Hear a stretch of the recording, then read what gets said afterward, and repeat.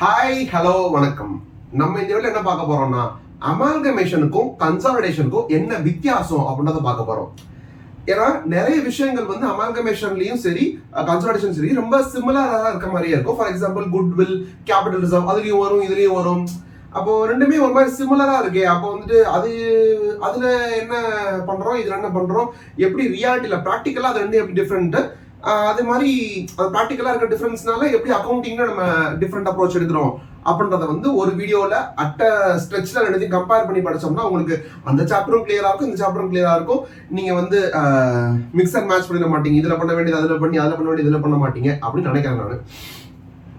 So amalgamation முதல்ல பார்க்கலாம். Amalgamation நான் யூஸ்வலா என்ன சொல்வேன் அப்படின்னா வந்து அமால்கமேஷன் அப்படின்றது ஒரு கல்யாணம் அப்படின்வேன். யாருக்கும்னா ஒரு கம்பெனிக்கும் இன்னொரு கம்பெனிக்கும் கல்யாணம் அப்படின்வேன். எந்த மாதிரி கல்யாணம்னா வந்துட்டு கல்யாணத்துல வந்துட்டு ஜெனரலா ரெண்டு வகை இருக்கு. என்ன வகை அப்படின்னா வந்துட்டு பையன் பொண்ணு, பையனோட வீட்டுல இருப்பான், பொண்ணோட வீட்டுல இருப்பாங்க. கல்யாணம் ஆனதுக்கப்புறம் எய்தர் பொண்ணு பையன் வீட்டுக்கு வந்துடும், இல்லைன்னா பையன் பொண்ணு வீட்டுக்கு போயிடுவாங்க, வீட்டோட மாப்பிள்ளையா போயிடுவாங்க. இல்லாட்டினா வந்து ரெண்டு பேருமே வந்து பையனும் வெளியே வந்து பொண்ணும் வெளியே வந்து தனி வீட்டுக்கு போயிடுவாங்க, தனி கொடுத்தனம் சொல்லுவாங்க இல்லையா, அதுக்கு போயிடுவாங்க. இதான் வந்து ஜெனரலா இருக்கிற கல்யாணம். இவன் இங்க போறது அவங்க போறது, இல்லாட்டா ரெண்டு பேரும் வெளியே வர்றதுன்றது நார்மலான கல்யாணம்.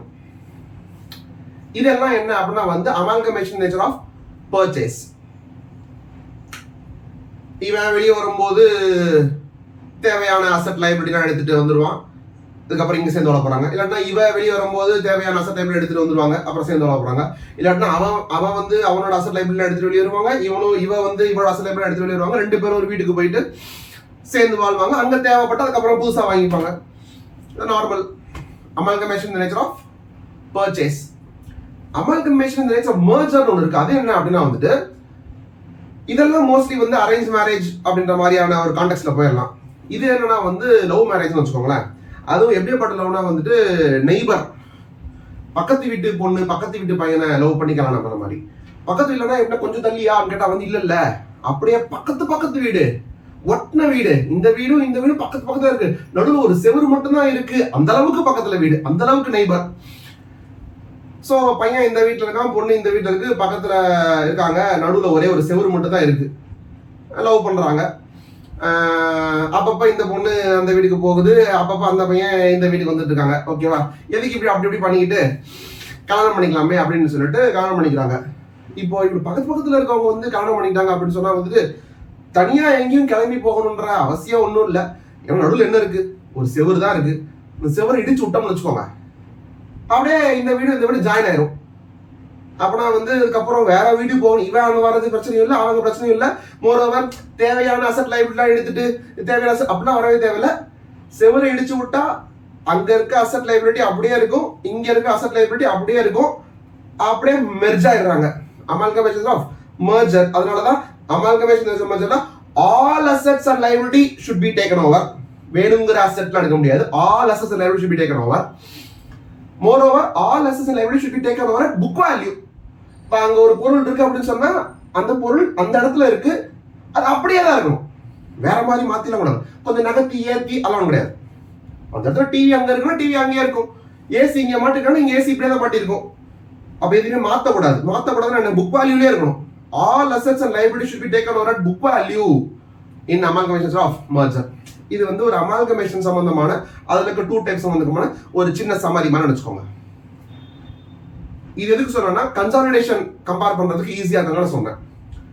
இது அமால்கமேஷன். எய்தர் வீடு மாறி வராங்க, இல்ல இடிச்சு வராங்க, என்னத்தையோ பண்றாங்க, ஆனா என்ன பண்றாங்க, கல்யாணம் பண்ணிக்கிறாங்க. இந்த பையன் அந்த பொண்ணை கல்யாணம் பண்ணிக்கிறான், பொண்ணு வந்து இனிமே இவனுக்கு சொந்தம் அப்படின்னு சொன்னே வந்து மேல் சாவனிஸ்டிக் பேட்ரியார்க்கியல் அப்படின்ற வேற இன்னொன்னு சொல்லிடுறாங்க. பொண்ணு வந்து பையனை கல்யாணம் பண்ணிடுச்சு, ஆனா அந்த பையன் வந்து இனிமே இந்த பொண்ணுக்கு சொந்தம். ஓகேவா, டிரா த மேட்ச். ஓகேவா, அப்படி இருக்கும்போது அப்ப இந்த பையனுக்கு இந்த பொண்ணு சொந்தம், இந்த பொண்ணுக்கு இந்த பையன் சொந்தம் அப்படின்றது முக்கியமான விஷயம். இந்த பையன் இனிமே வேற எந்த பொண்ணுக்கும் சொந்தமா இருக்க முடியாது, இந்த பொண்ணு இனிமே வேற எந்த பையனுக்கும் சொந்தமா இருக்க முடியாது, கூடாது. ரைட். ஸோ இது கல்யாணம். கன்சாலிடேஷன்னா என்ன அப்படின்னா, கல்யாணம் இல்லை. ஃபர்ஸ்ட் ஆஃப் ஆல் கல்யாணம் இல்லை. ஏன்னா கல்யாணம் பண்ணிக்கிட்டீங்கன்னு சொன்னா, இந்த பையன் அந்த பொண்ணை கல்யாணம் பண்ணிட்டான்னா அதுக்கப்புறம் அந்த பொண்ணுக்கு தனியா ஒரு லவ் லைஃப் இருக்கலாமா? இருக்க முடியாது. லவ் லைஃப் இங்கே தான் இருக்கணும். அதே மாதிரி இப்போ எந்த பையனுக்கு செப்பரேட்டா லவ் லைஃப் இருக்கலாமா? இருக்க முடியாது. அமால்கமேஷன் அப்படிதான். இந்த கம்பெனி இங்க வந்து இந்த கம்பெனி இங்க போயிடும், ரெண்டும் சேர்ந்து வந்து ஏ கம்பெனி பி கம்பெனி சேர்ந்து ஏபி லிமிடெட் ஃபார்ம் பண்றாங்க. அவ்வளவுதான், மீதி ரெண்டு பேரும் போயிடும், புதுசா வந்துடும், அவ்வளவுதான். பட் கன்சாலிடேஷன்ல ஏ கம்பெனி பி கம்பெனி இருக்கும். ஏ கம்பெனி வந்து பி கம்பெனியோட ஷேர்ஸை வாங்குவாங்க. வாங்கினதுக்கு அப்புறமும் B can continue its business. அப்பனா பொண்ணு can continue her love life separately. Point number 1. பையனும் சரி டிரா பண்ணிக்கோங்க. அதே சும்மா நான் அப்படி சொல்றேன், எதுன்னு கூட வச்சுக்கோங்க, பாரபட்சம் பார்க்கறேன்னு வச்சுக்கோங்க. என்னப்பா பையனும் கண்டினியூ பண்றான்டா, சரி விடுங்க. ஸோ பையன் பொண்ணு கல்யாணம் மாதிரி ஒன்று பண்றாங்க. ஆனா வந்து 100% அந்த அமால்கமேஷன்லாம் நீங்க வந்து ஃபுல்லா வாங்கிடணும். கொஞ்சமா வாங்குறதுலாம் கிடையாது. வாங்கினா ஃபுல்லா வாங்கணும், வாங்கக்கூடாது, அவ்வளவுதான். இங்க வந்து அப்படி இல்லை. ஃபுல்லா வாங்கணும்னு அவசியம் இல்லை. இன்ஃபேக்ட் பாதிக்கு மேல வாங்கினாலே போதும். 50%க்கு மேல வாங்கினாலே போதும். சும்மா ஒரு எக்ஸாம்பிளுக்கு 80% வாங்கணும்னு வச்சுக்கோங்களேன்.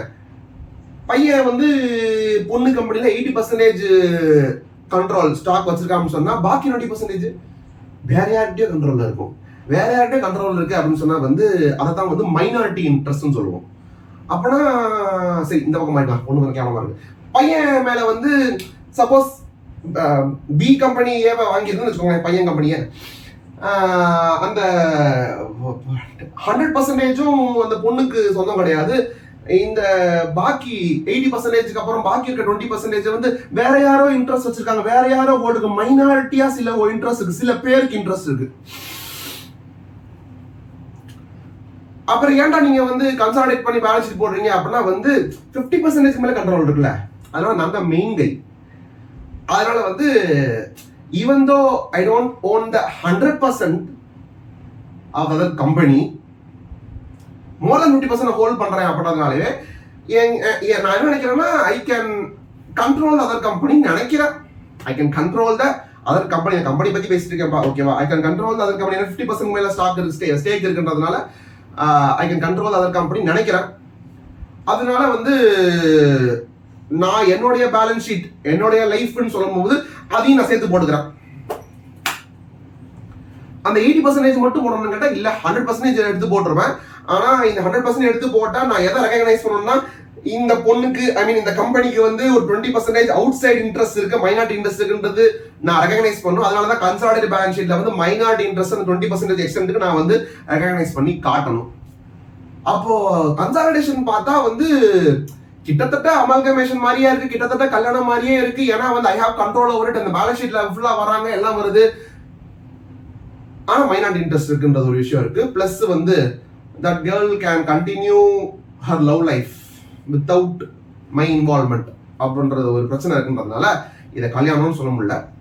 At best it can be called as situationship. சிச்சுவேஷன்ஷிப்னு சொல்லிட்டா அதோட முடிஞ்சிருக்கும்.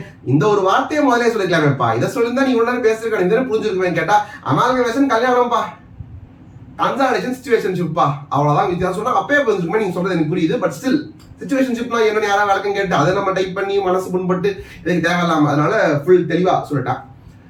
So that's it. அமால்கமேஷன்னா கல்யாணம், ஃபுல் சொந்தம், நோ மைனாரிட்டி இன்ட்ரெஸ்ட், எவனும் கிடையாது, அப்படியே பேலன்ஸ் ஷீட் மர்ஜ் பண்ணிட்டு போயிட்டே இருக்க வேண்டியதான். பட் அது பண்ணும்போது சில பேருக்கு கம்மியா கொடுத்து வாங்குறோம், மீன் கம்பெனி பத்தி பேசிட்டு கம்மியா கொடுத்து வாங்குறோம், அதிகமா கொடுத்து வாங்குறோம். அதிகமா கொடுத்து வாங்கினேன் அப்படின்னா வந்து குட்வில் வரும். அவங்களோட ஒர்த்து என்னவோ ஐ மீன் பி கம்பெனியோட ஒர்த்து என்னவோ அதையும் தாண்டி கொடுத்து நீ வாங்குற அப்படின்னு சொன்னா, அந்த பி கம்பெனியோட நெட்வொர்த்தை தாண்டி கொடுத்து வாங்குறேன்னு சொன்னா அந்த எக்ஸஸ் அமௌண்ட் வந்து குட்வில். பி கம்பெனி நெட்வொர்க் அளவுக்கே இல்லை, அதை விட நீ கம்மியா கொடுத்தே வாங்கிட்ட, யூ காட் லக்கி அப்படின்னா வந்துட்டு கேபிட்டல் ரிசர்வ். ஓகே, இதுக்கு மேல எக்ஸ்பிரஷன் ஒன்றும் கொடுக்கல, ஓகேவா? So this amalgamation. கன்சாலிடேஷன் கிட்டத்தட்ட இதே நடக்குது. ஏன்னா ஒரு பர்டிகுலர் டேட்டா நீ வாங்குற அன்னைக்கு அவங்களுக்கு ஒரு ஒர்த் இருந்திருக்கும்ல, அந்த ஒர்த்துக்கு நீ என்ன காசு கொடுக்கறத பேஸ் பண்ணி அதிகமாக கொடுத்தா குட்வில், கம்மியாக கொடுத்தா கேபிட்டல் ரிசர்வ்.